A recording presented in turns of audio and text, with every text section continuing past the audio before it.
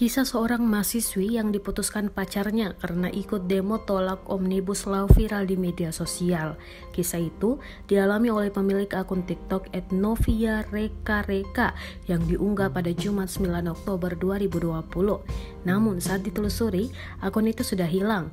Kisah itu kemudian dibagikan ulang oleh Instagram @makassarinfo.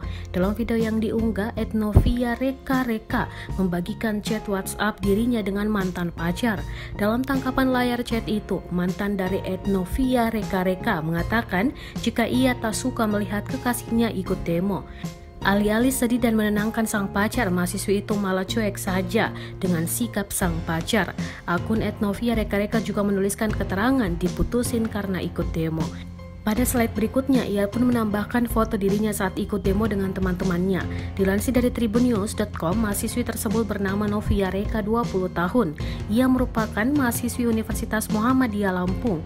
Saat itu, dirinya tengah mengikuti aksi demo di depan kantor Gubernur Lampung pada Rabu 7 Oktober 2020. Novia mengatakan jika hubungannya berakhir karena kesalahpahaman.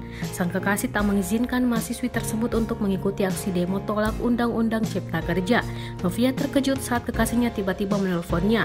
Menurut Novia, pemuda itu tahu jika dirinya berboncengan dengan mahasiswa lain.